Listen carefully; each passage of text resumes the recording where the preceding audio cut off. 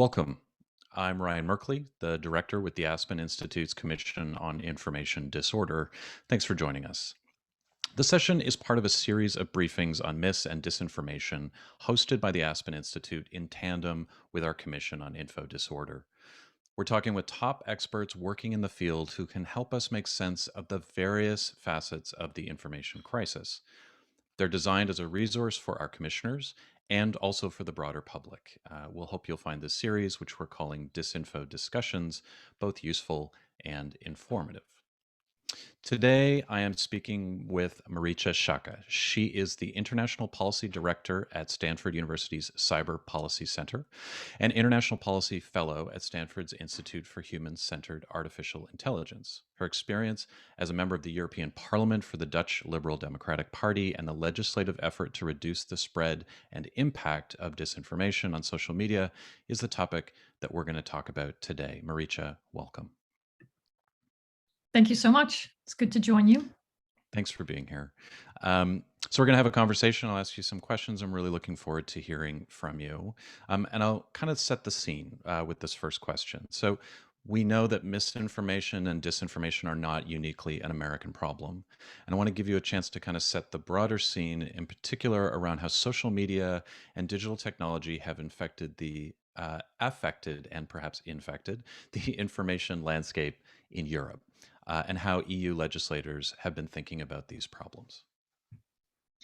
Well, thank you so much. It's great to hear that you're looking across borders, because I think some of the most important lessons about the actual harms that this and misinformation can bring about can actually be found all over the world. The worst cases, obviously, in countries like Myanmar and other places with ethnic violence, very low below the surface. But in Europe, it hasn't come that far. Although it's hard to paint one picture of the situation around disinformation in the EU, because one, there are very different language areas, there are very different geographical areas, and there are very different histories, which explain, for example, that in former communist Eastern European countries closer to the Russian border, there's more of an interest, for example, by Russian operators to influence public opinion, just to name one example. The country that I know best, the Netherlands, on sort of the other end of the spectrum, enjoys, knock on wood, high trust, but also a very rich media landscape with multiple titles of magazines, a wide spectrum of broadcasters in the public broadcasting sphere, so accessible for everybody, as well as a pluralist political landscape, which gives representation and a voice to a lot of people. And so I think the grounds of, preying on people that feel underrepresented, building on existing mistrust, taking spaces where journalism has been weakened, are all methods that are, more successful in countries where there's low trust and less of a, let's say, media and political infrastructure than there would be in other countries.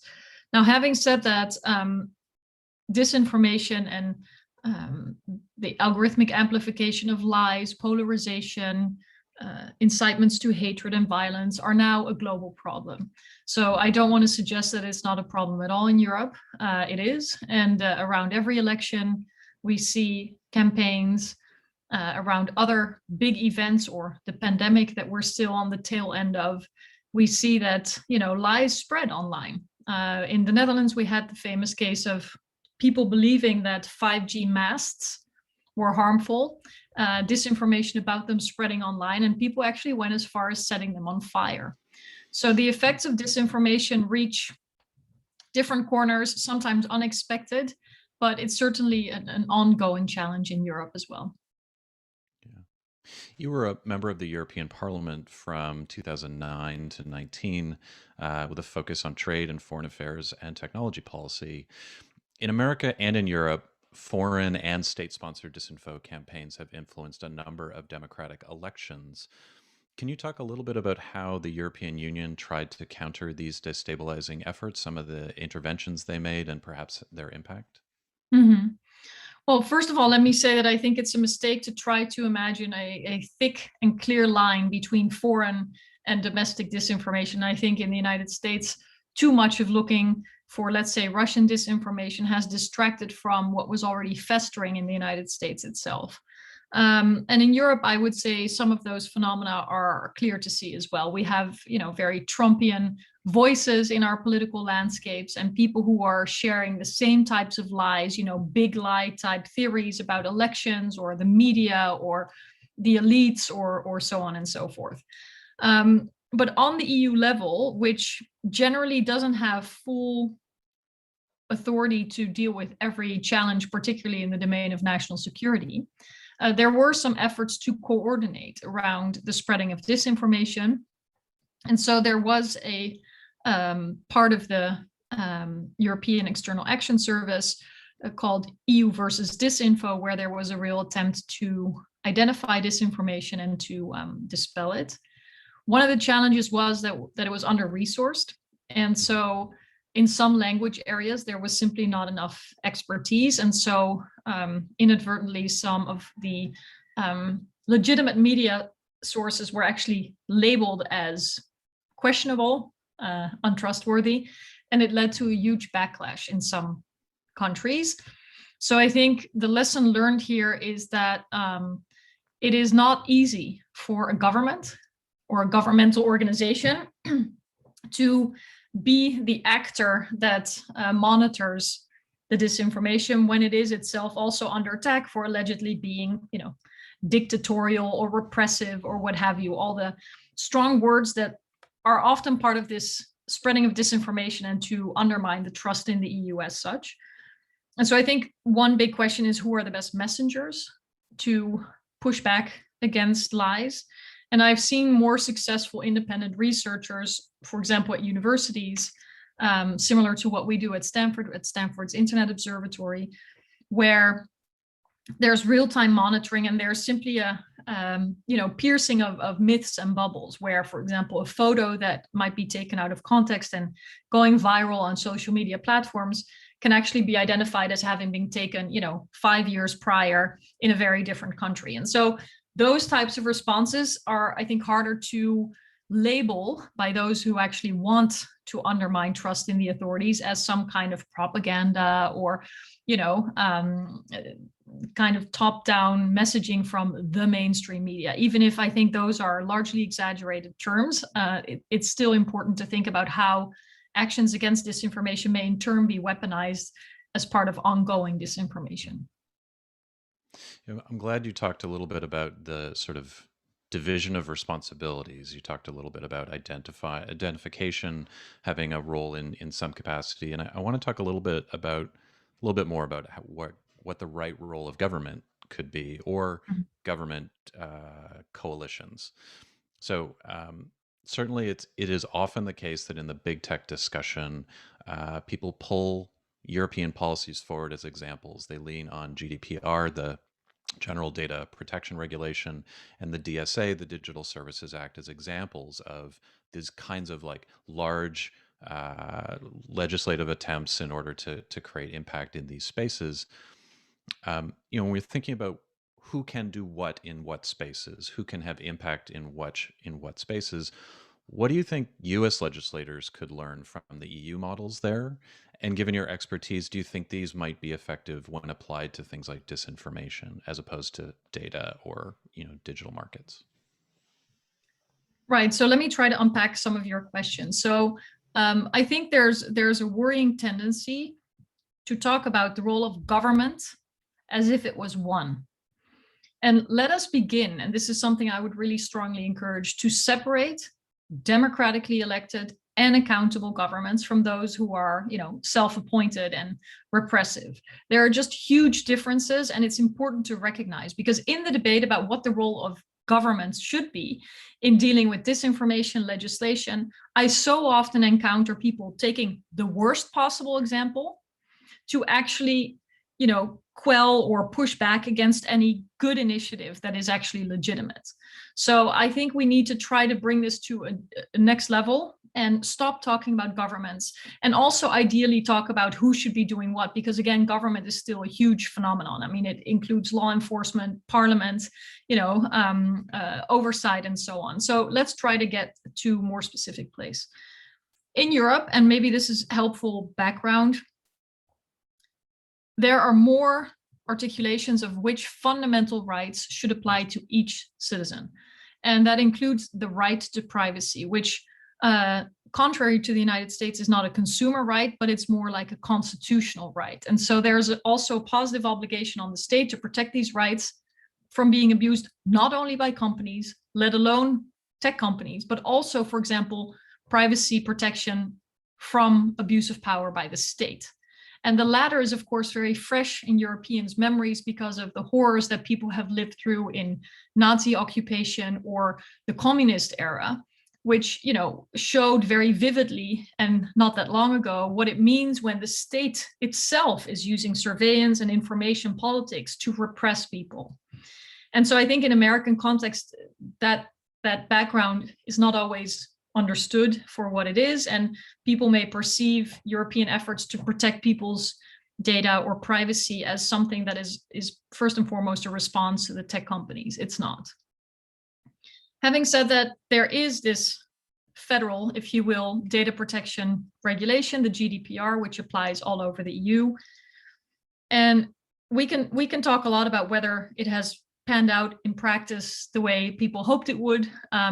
I do believe it is a step in the right direction, meaning to articulate clearly that there are obligations for those who are handling the data of people, particularly when it's personal data.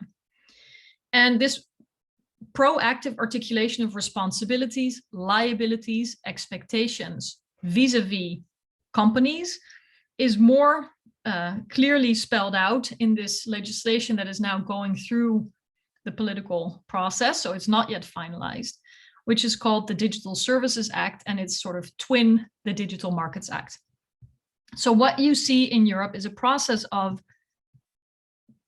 spelling out upfront and more clearly what is expected of tech companies, both when it comes to content moderation, which we find in the Digital Services Act, and when it comes to roles as gatekeepers in any kind of context, app stores, retailers, social media platforms, hosting providers, and what their obligations are. So essentially, it's a combination of free speech protection, but also other rights protections and antitrust competition type rules, which are spelled out further, sometimes in a bit of a combination or adjacent fashion, to better safeguard the public interest, whether it be fair rules in the economy or protection of individuals when they are online and their rights in that context.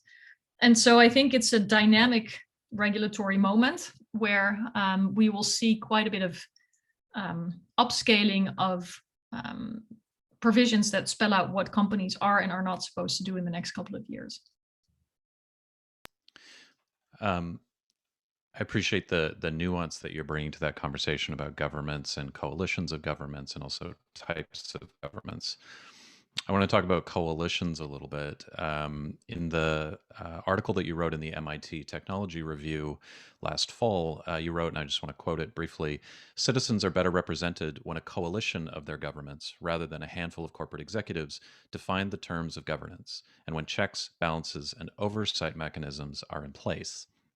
But to bring globe-spanning technology firms to heel, we need something new, a global alliance that puts democracy first." I want to give you a chance to explain that argument a little bit and tell us how you imagine it might work in practice. Mm-hmm. Well, thanks for bringing it up. I mean, I am deeply worried about the state of democracy, both within countries that have historically been leaders in showing what it means to, progressively grant more rights and freedoms to more people, like the United States, like the Netherlands, like many European member states, but also globally. We have to get real. Democracy is actually in a very, very challenging moment right now. And I believe it's under pressure from, clearly authoritarian alternatives, those governments that are ruling in countries that are, for example, growing economically, growing population-wide, and that are taking a bigger seat at the tables of international rulemaking, standard setting, and decision making. And so it will require from democratic nations to be better prepared, better coordinated, and more ambitious in actually safeguarding democracies both at home and internationally. So no time for complacency. The other threat that I see is an eroding of democratic agency on the part of democratically elected and accountable governments through the privatization of almost everything digital.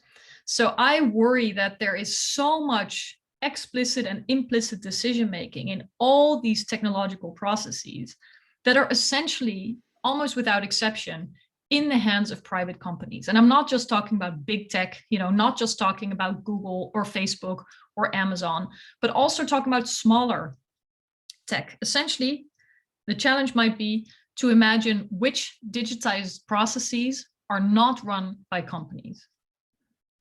And if you imagine this ecosystem of governance of everything digital, and you try to find where democratic values, public values, rule of law processes are embedded in those governance steps, you'll probably find very little. And so this commercialized, digitized reality is also eating away at the promise and the reality of democracy. And this is what I'm concerned about. And so if you consider the big power of some of the biggest global tech corporations, but also this globe-spanning ecosystem of different technologies, different companies working in relation to each other, then it is necessary for democracies to also scale in that context. So not only to work together better to stand up against efforts to undermine democracy by authoritarian regimes, but also the chipping away at democratic values by the gradual privatization of governing everything digital. And so in that light, I made the case for more of a democratic coalition. And I think it's important that the organizing principle of such a coalition is indeed democratic values. Let me explain for a second why. Because in the United States, there's now also quite a few voices that are calling for coalitions that work together along a shared interest in one particular technology or another. So for example, the idea of having coalitions of countries that each have semiconductor industries, for example, or quantum or AI or whatever else kind of new technology. The risk there is that these sort of ad hoc coalitions that are organized around a shared stake in one tech sector are actually going to peel apart in more smaller pieces the democracies of this world. And I think that that is actually really to the benefit of those who are hoping to undermine and fragment the democracies of this world. And so I believe that there's a real stake in bringing on board countries, even if they have no high-tech sector to speak of, no meaningful innovation to contribute, so to say, but to still keep them on board as coalition partners, and also to make sure that they don't become launch pads or weak links from where further erosion, either through disinformation or cyber attacks or hacking efforts or cyber crime, can be launched and injected to attack democracies even further.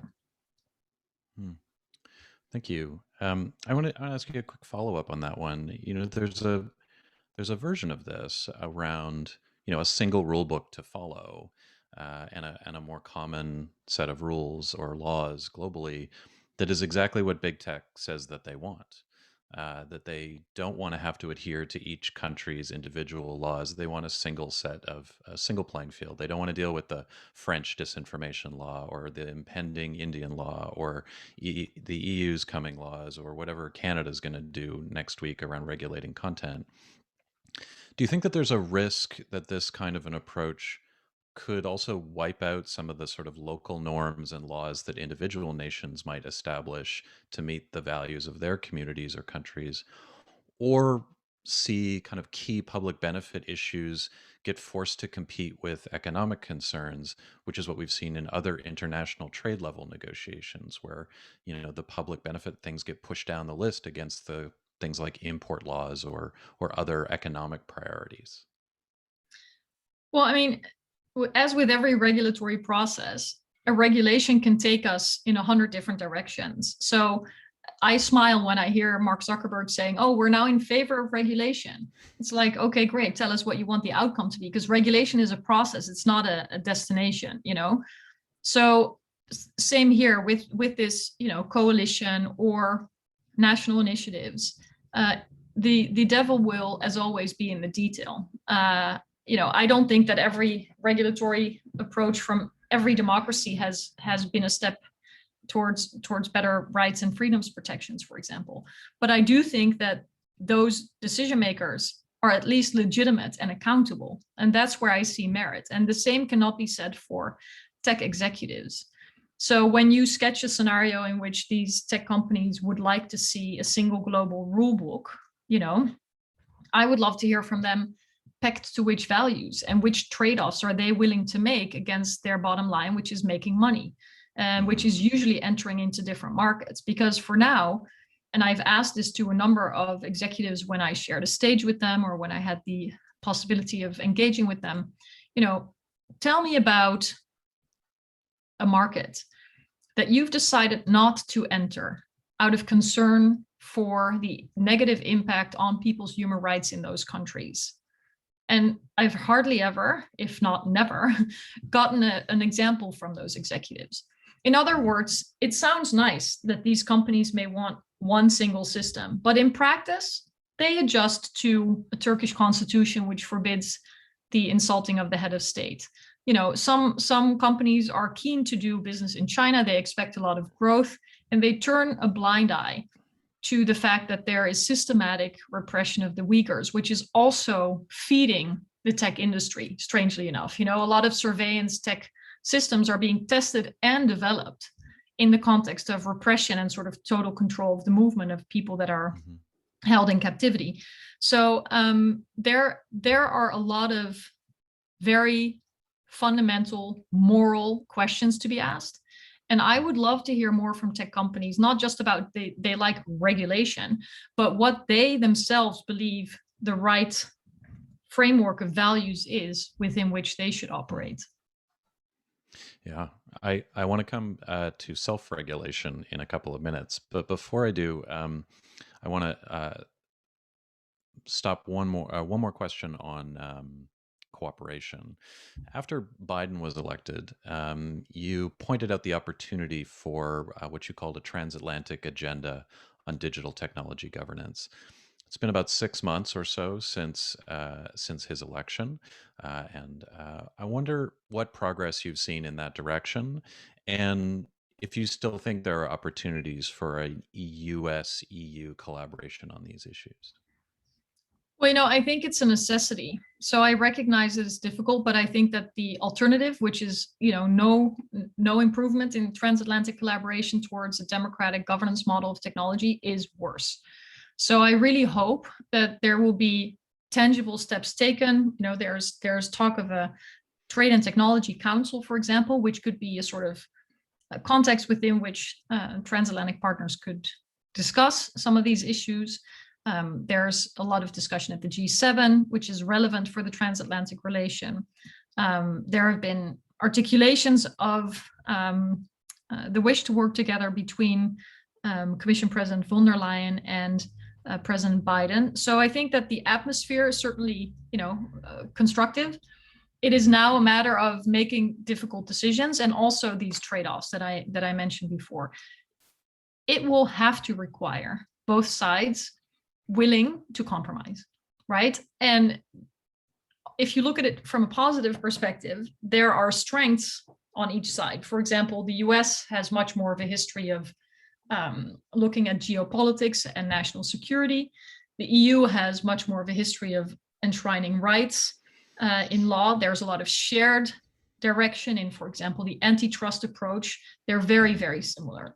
So I think that there's a landing zone that we can sketch if we imagine a comprehensive type of agreement on core points on which the EU and the US want to work together, and hopefully actually with doors wide open and hands extended to other democracies in the world. Because again, the scaling even if the US and the EU remain very powerful markets, particularly countries like India that are, I think, fragile from a democratic point of view, have huge populations that are going to be either, protected and have a sense of what democratic governance in the digital context looks like, or they may actually get sort of, crept in to the more Chinese authoritarian model of how their data is going to be used, how much security they may expect, and which opportunities in terms of doing business across the world they could actually benefit from.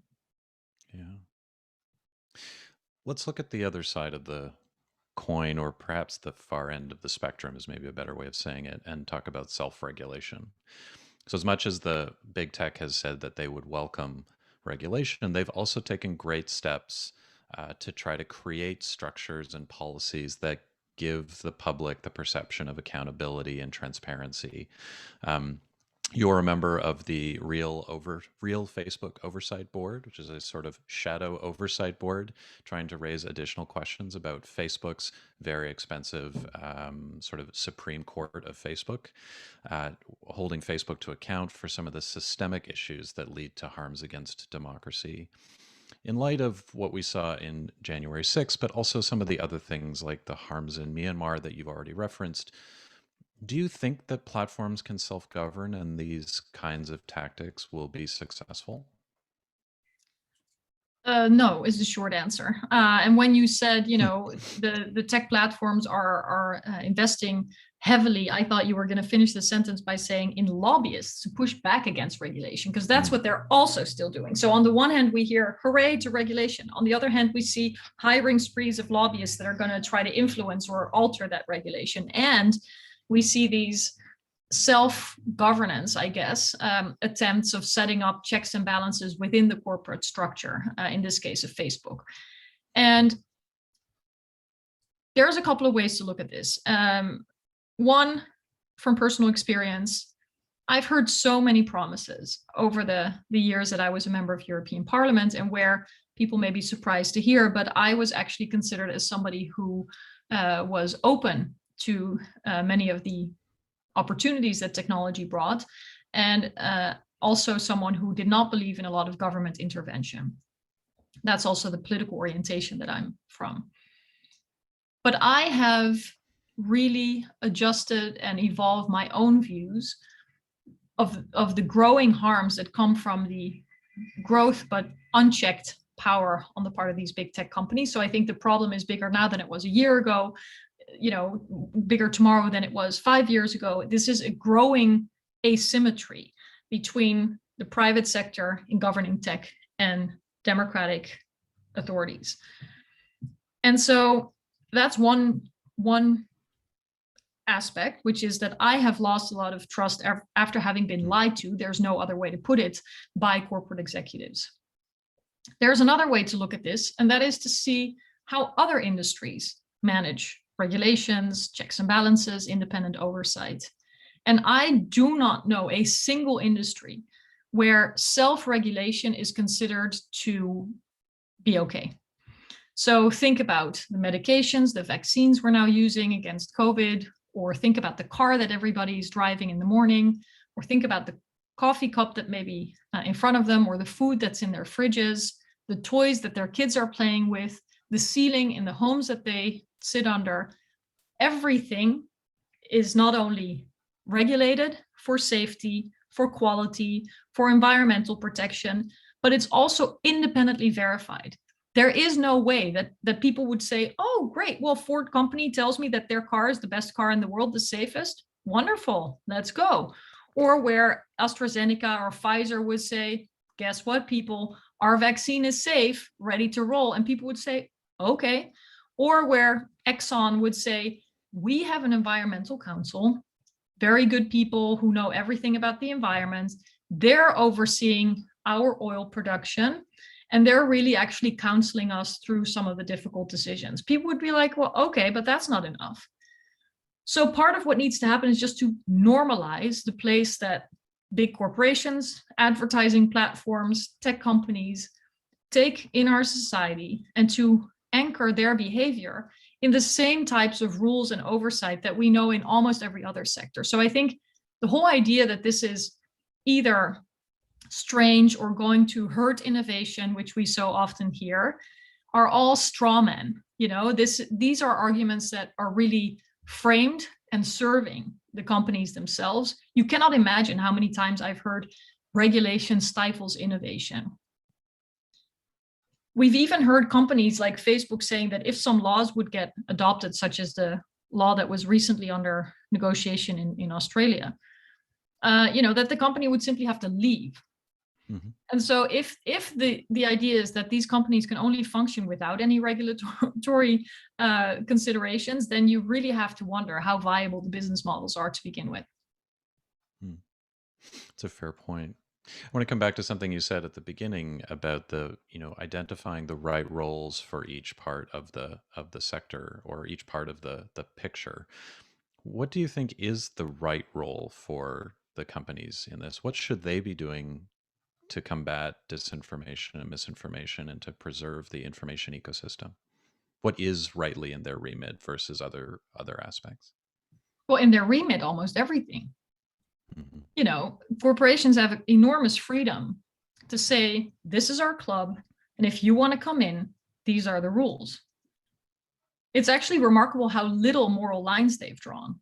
How much harassment, how much hatred, how much lying, how much deception, whether it's from a commercial point of view or from a sort of moral, public health, public safety, equal treatment of people, protection of women, protection of minorities, a healthy public debate. I mean, running a private club doesn't only come with obligations, it comes with a lot of privilege, especially in the United States. And so the question is really, who do they want to be as corporate citizens? That we've had pretty good answers to, which is basically no change on less pressure. So, a very striking example to me is the reluctance of Mark Zuckerberg to address Holocaust denial on its platform. But there's many other examples. I mean, on YouTube, and we don't talk about YouTube enough. I remember that after the Parkland High shooting, when people would look up Parkland High or Parkland High School or Parkland shooting, the first hits they would come across were lies alleging that the students of this high school, which was faced with a devastating shooting, were actually lying and making up their suffering. And this was, I guess, coming from some kind of gun lobby or whatnot. Mm-hmm. The ease with which these platforms are abused are something that the platforms themselves know best. They have the best insight into their data. They have the best oversight over what is happening. It is remarkable how little independent research or oversight there is until today. And so one question is, what are they going to do with their power to set rules on their own platforms? The other question is, if they decide to set rules, once they decide to set rules, so for example, once they decide we no longer want Holocaust denial, are they capable of following through? And we actually have very worrying anecdotes of these platforms apparently not being able to even do what they set out to do. And so you do have to wonder, can they still, control this big sort of genie that has popped out of their bottle? And then thirdly, I think this is in the US perhaps most important, just because so many of these big companies are American. What are lawmakers going to do? What are regulatory bodies going to do? And how are companies that may not be morally inclined going to be held to minimum standards that actually protect a variety of public values? And I think in the US, it's been a discussion with a heavy focus on the First Amendment and freedom of speech, which, a lot of the world envies those protections. A lot of the world does not quite understand why it includes the spending of dollars as an expression of an opinion, but that's a side point. Yes, the freedom of expression is crucial, but there's also other public values that are crucial. Protection of public health, protection of public order, protecting people from discrimination, upholding fairness in the economy. And often, how to balance these rights, how to balance one law against another, how to assess whether rights are being protected. They're all decisions that are typically in the public realm, in the realm of independent oversight, regulatory agencies, law enforcement from time to time. And I believe that there is too much, not only articulating of what the threshold should be, but also weighing of different rights against each other happening in boardrooms without transparency, without any of us knowing what has really been decided for us. And that role has really gone out of sync with the promise of what a democracy should really be for people. And I think it is really also harming the trust in democracy, because people have no agency to really, give a mandate or hold to account the very people that are making very impactful decisions over them. I appreciate the consumer protection frame that you brought into that. That's less common in these debates, and a really interesting approach to think about the way we protect users. You talked a little bit about agency, and I want to give you a moment to talk about a recommendation in a report that you worked on that might give additional agency to users. In January, you were co-author of a report that was led by Francis Fukuyama on platform scale. And the report suggested that breaking up big tech might not be as impactful a solution as we'd hoped, and provided an alternative recommendation to consider. Can you talk to us a little bit about that and how it might ultimately help reduce disinformation? Mm-hmm. So the idea that antitrust rules, so basically pushing back against the major market power that some of these big tech companies have, could have externalities as an effect that would be positive for democracy is a sort of thinking that we see in many places. Lina Khan co-authored this House Judiciary Committee staff report on how we might interpret antitrust in the context of digitization, and also talk not only about market harms, but also societal harms, about well-being, about the harm to democracy that comes from a handful of corporations that are basically monopolists, right? And so in our working group, we also looked at whether we could use antitrust provisions to deal with the harms to democracy as a result of the power and decisions of big tech platforms, notably social media companies. But our thinking actually evolved over the time of this working group, where we decided that hoping that an effect is positive, like hoping that a side effect of antitrust measures is going to be positive for democracy is kind of too indirect of an approach. And so we started to assess whether through creating a sort of layer between the individual internet user, so you or I, and the big corporation, that would give the user more agency to curate their own information, because that's essentially what this middleware proposal is about, could help. And so it's a seed of an idea, and one that I believe will be hard to execute without regulatory provisions, for example, that require interoperability. So that require from big platforms to allow competitors to work on top of their platform or through their platform, so that they cannot be technologically excluded, which is another way to foster the monopoly or significant market power position. And so the idea of this middleware solution is that, just imagine you're doing a search or you're going on social media and you just want to see more literature in your results. That maybe the public libraries of the United States would have middleware that would allow you to optimize for literature, or that EFF, the Electronic Frontier Foundation, or other privacy organizations may have a middleware solution that, as a user, is going to lead to more privacy protections when you use the platforms. Or, and I think this is one where it's interesting to compare to trade law, one of my other sort of geeky interests, whether you could say, when I shop online, I want to optimize for made in America products. So in other words, more agency to curate whichever kind of selection, because that's essentially what these companies are doing, selecting information, matching it, optimized for ad dollars in their cases, but to get that optimization differently and done towards your own preferences. Now, we still have a ton of questions, for example, also whether it would be possible to sort of mandate cooperation from the big tech platforms, but also what could be the unintended consequences. So more fragmentation, more filter bubbles, how that would pan out, or whether this middleware solution could be used to censor from the top down. So for example, an authoritarian state would say, middleware, great. This allows us to weed out all kinds of, free expression that we don't want our citizens to see. So, I see it as a seed of an idea that still needs a lot of development, both technologically, ethically, legally. But it was nice to work with people like Frank Fukuyama to think about building better and not only regulating for better outcomes. Yeah. I wanted to make sure I got a chance for you to talk about it because I think we don't often have these novel approaches, and lots of it sounds complex, and also it builds on things that used to be possible. It used to be that Twitter's API was open in a way that you had lots of middleware. Um, Ethan Zuckerman the other day on a call that or conference I was on was talking about how Blogger had an intervening influence on messaging platforms because you could reach across them. So middleware is I have to a pick up really his book interesting that tool. is right here. I know his book Mistrust. It's It's all great. We about had a chat with trust. him. Yes. Yeah, it's a Kudos to great book. Ethan. Yeah. Mhm. So my last question, and then we'll wrap up. So these discussions are intended to help the commissioners for the Commission on Information Disorder set their priorities and to think through these issues and to hear directly from folks working on these.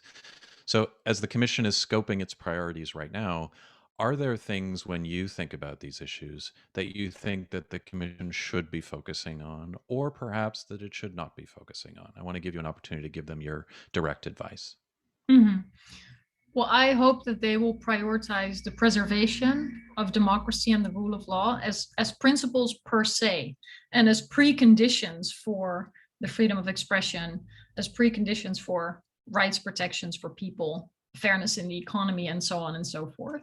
And in my opinion, the outsized power of big tech platforms plays a toxic role, not only when it comes to dis and misinformation, but in growing aspects of people's lives. And so hopefully they will take a principled approach, not just a practical approach to one incident or the other incident when there's disinformation, when there have been real harms, even if those incidents are very, very serious. Take January 6th, the real boomerang when some of these issues that we've seen all over the world really hit home in the United States. And I think for people like myself who'd been warning for these kinds of harms, one of the worst case scenarios to see materializing. Yeah. But the problem is that we have an asymmetry in agency and power between the private sector and between democratically mandated institutions, bodies, individuals. And I think that balance has to be corrected in order to create better conditions to also address the incidents that we talked about, but to also structurally approach the role that private companies have. And now we're talking about tech companies in today's society. So I'm happy to continue the conversation with the commissioners or others. I think this is one of the most important questions of our time. So I commend them for investing their time, and I know you have some really, really wonderful minds together. So I'm hopeful of what the commission will come up with, particularly because it is so important that Americans start addressing this issue, because it is American companies. And if nothing moves in the United States, and if everything only gets addressed through the First Amendment lens, then I think the world will see a lot of suffering from, the lack of accountability and regulation, unfortunately. Marietje, thank you for talking with us today. Thanks for your insights, and thank you for all the work that you do. Very much appreciate the time you've given us today. Thank you. You're welcome. Thank you.